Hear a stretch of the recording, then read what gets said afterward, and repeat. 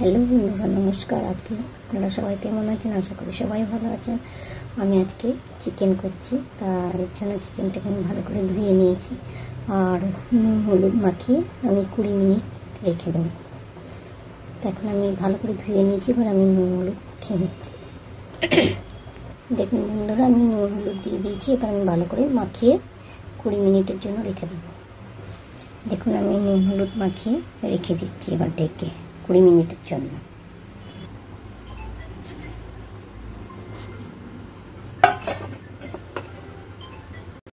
হ্যাঁ বন্ধুরা, দেখুন আমি 20 মিনিট পর থালটা তুললাম। নুন হলুদ মাখিয়ে রেখেছিলাম, এবার আমি এগুলোকে ভাজবো। কড়াইয়ে আমি তেল বসিয়ে দিয়েছি, তেলটা আমার গরম হয়ে গেছে।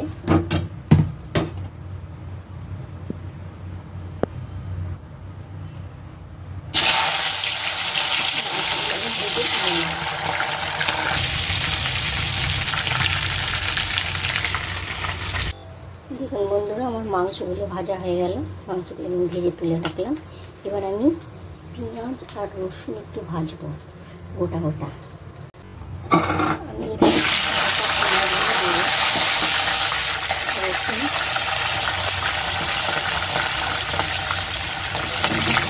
আমি বন্ধুরা, পেঁয়াজ আর রসুন আমি ভেজে তুলে নিলাম। এগুলো গোটা গোটা খেতে ভালো লাগে, সেদ্ধ হয়ে যায় বেশ মাংসের সঙ্গে। আর এদিকে আমি তেজপাতা, গোলমরিচ, দারচিনি, এলাচ আর লং আর একটা শুকনো লঙ্কা আমি তেলের মধ্যে দেব। তারপরে আমি কুচনো পেঁয়াজ দেবো কিছু। বন্ধুরা, এই মশলাগুলো দিয়ে দিচ্ছি, শুকনো মশলাগুলো যেগুলো দেখালাম গোটা গোটা। এবার আমি কিছু কুচনো পেঁয়াজ রেখেছি, 1.5 খানার মতন। 1.5 না, হাফ, একটা বড়ো পেঁয়াজের হাফ। পেঁয়াজগুলো একটু ভাজা ভাজা হয়ে গেলে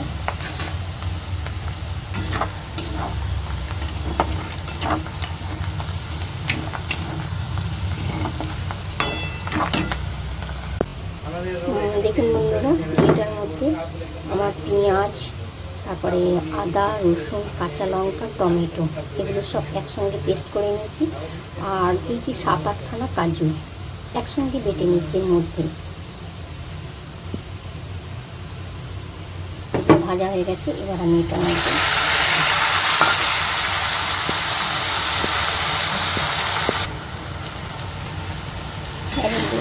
আমি 1 কেজি মাংসের মধ্যে আমি দিয়েছি 4টে পেঁয়াজ। তার মধ্যে হাফ পেঁয়াজ আমি রেখে দিয়েছিলাম তেলের মধ্যে দেওয়ার জন্য। আর রসুন নিয়েছিলাম আমি 17 খানা কোয়া, একটু বড় বড় ছিল। আদা প্রায় 1 আঙুলের থেকে একটু কম।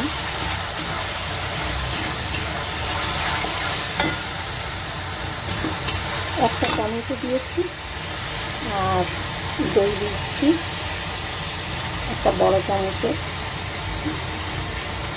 1.5 চামচ দই দিলাম।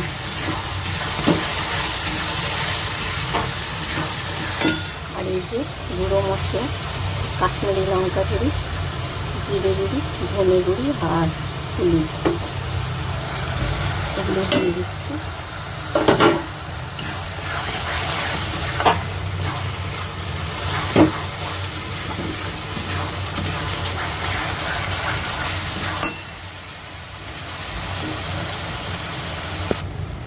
দেখুন বন্ধুরা, আমার তেল অনেকটা ছেড়ে আসছে। আমি এই সময় নুন দিয়ে দিচ্ছি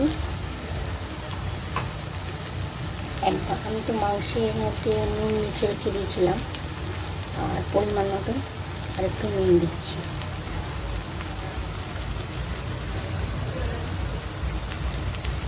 দিয়ে দিচ্ছি একটু চিনি। এটা হচ্ছে চিকেন মশলা, এটা গরম মশলার গুঁড়ো। আর এটা হচ্ছে কালো জিরে বা আপনার কালামরিচ বা গোলমরিচের গুঁড়ো আর কি। হ্যাঁ, এগুলো আমি এই সময় ঢেলে দিচ্ছি। চিকেন মশলাটা একটু বেশি নিয়েছি, বাদ বাকি একটু অল্প নিয়েছি।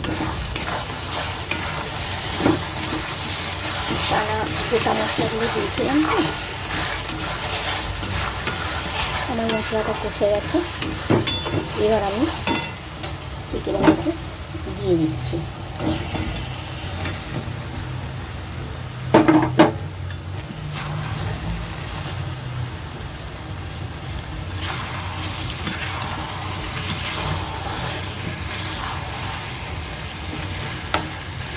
একটু ভালো করে আমি আমাকে ধরতে হবে, কড়াটা আমি দেখি মাখাতে পারছি না, মশলাটা মাখিয়ে নিলাম। আর এবার 5 মিনিটের জন্য আমি থালাটা ঢেকে দিচ্ছি। আবার 5 মিনিট পরে আমি আবার উঠিয়ে একটু নেড়ে নেব।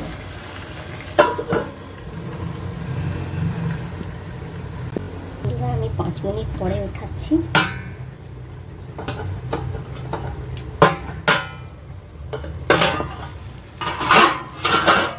সুন্দর একটা গন্ধ ছাড়ছে, আপনারা তো পাচ্ছেন না, খুব সুন্দর গন্ধ দিচ্ছি।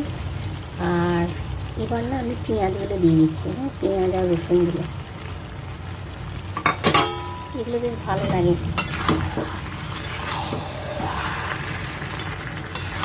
এবার সামান্য আমি একটুখানি জল দেবো, আমি একটু নেড়ে চেড়ে আবার 5 মিনিটের জন্য আমি ঢেকে দেবো।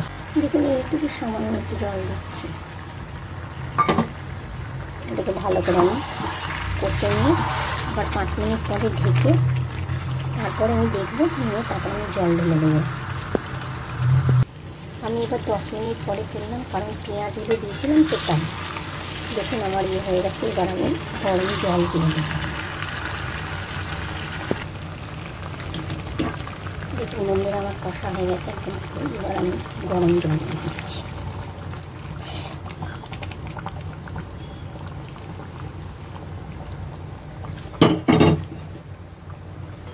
এবার এটাকে আমি একটু ঢেকে রাখবো 10 মিনিটের জন্য।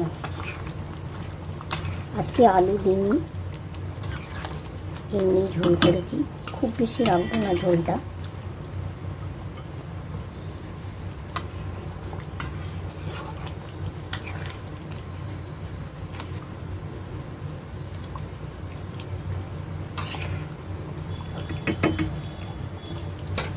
এবার আমি 10 মিনিটের জন্য ঢেকে রাখছি। আমার মাংস প্রায় কমপ্লিট হয়ে গেছে, শুধু জলটা যা একটু ফুটবে। ঢেকে দিলাম 10 মিনিটের জন্য। পুরো আমি 10 মিনিট পরে তুলছি। আমার মাংসটা কমপ্লিটই হয়ে গেছে মনে হচ্ছে, দেখি হয়ে যাবে, পুরোটাই হয়ে গেছে। শুধু আমি ঝোলটা ফোটাবার জন্য দিয়েছি। দেখুন একদম পুরো কমপ্লিট, কি সুন্দর লাগছে দেখুন। এবার আমি একটা বাটিতে তুলে নিই। দেখুন বন্ধুরা আমার পুরো চিকেন কারিটা হয়ে গেল।